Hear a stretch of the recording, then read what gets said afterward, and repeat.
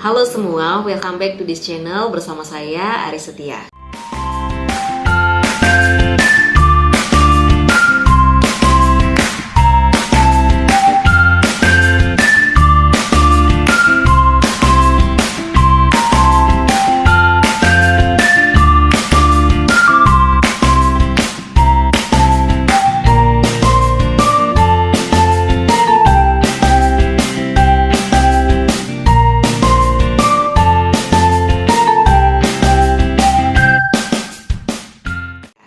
Nah teman-teman, ngomongin masalah presentasi ya, kita tahu ada 3 ya kan, opening, content, dan closing. Opening ini adalah membuka presentasi, gimana kita membangun hubungan kepada audiens, kemudian memastikan audiens mau mendengarkan kita sampai akhir. Kemudian yang kedua adalah content atau isi presentasi kita, gimana kita menyampaikan materi dan apa sih yang ingin kita sampaikan, itu menyangkut dengan isi dari presentasi kita. Dan yang ketiga adalah penutup presentasi. Nah kira-kira ini penting gak sih menutup presentasi? Lagian kan kita juga udah nyampein, kemudian kita juga udah membuka di awal. Nah kira-kira menutup presentasi pentingnya apa sih? Nah ada hal yang harus kita hindari ya teman-teman ketika kita menutup presentasi. Yang pertama adalah menutup presentasi dengan meminta maaf. Nah teman-teman, siapa yang sering begini? Nah, meminta maaf ini sebaiknya teman-teman hindari ya ketika teman-teman menutup presentasi. Ya, misalnya ada yang seperti ini. Baiklah, demikian presentasi yang dapat saya sampaikan. Apabila ada hal-hal yang kurang berkenan, saya mohon maaf sebesar-besarnya, bla bla bla bla. Nah, sebisa mungkin teman-teman menghindari kalimat ini ya. Jangan pernah untuk meminta maaf dalam menutup presentasi. So, hindari menggunakan kata-kata atau hindari menggunakan kalimat meminta maaf ketika menutup presentasi. Nah, yang kedua adalah menutup presentasi dengan kalimat yang panjang. Nah, teman-teman bayangin ya, harapan kita mendengarkan presentasi adalah mendapatkan poin-poin presentasi, mendapatkan intisari, mendapatkan pesan apa sih yang disampaikan dari presentasi ini.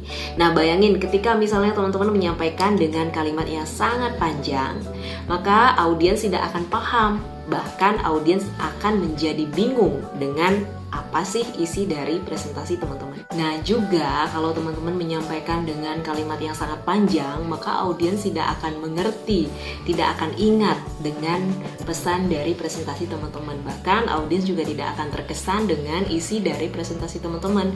Bahkan seandainya teman-teman bertujuan untuk mengajak audiens untuk melakukan sesuatu lewat presentasi itu, maka audiens tidak akan melakukannya. Jadi teman-teman hindari menggunakan kalimat yang panjang. Oke? Nah yang ketiga adalah tanpa persiapan. Teman-teman ingat ya, dalam melakukan presentasi kita harus menyiapkan segala sesuatunya. Ya kan, dari openingnya seperti apa, kemudian isi dari materi kita seperti apa. Nah begitu juga dengan closing. Nah teman-teman, perlu saya tegaskan di sini ya, bahwa menutup presentasi yang efektif, berkesan dan penuh makna itu tidak terjadi begitu saja, tetapi melalui proses pemikiran yang matang. Ya, jadi para presenter hebat pun teman-teman, jadi perlu menyiapkan penutupan dalam presentasi ini dengan cermat. Jadi mulai dari menuliskannya, kemudian mengedit ya, sampai akhirnya menemukan kata-kata yang tepat untuk mereka sampaikan ketika menutup presentasi. Nah, jadi tidak sekedar membaca kemudian menghafal begitu saja, tetapi membaca, menghafal, dan juga menghayati kata-kata yang akan kita sampaikan. Sehingga kita benar-benar yakin bahwa kata-kata itu memang benar-benar baik ketika disampaikan dan bisa membuat audiens terkesan terhadap presentasi yang pastinya menyangkut dengan isi dari materi yang akan kita sampaikan kepada audiens. Oke, itu dia 3 kesalahan yang harus teman-teman hindari ya ketika menutup presentasi.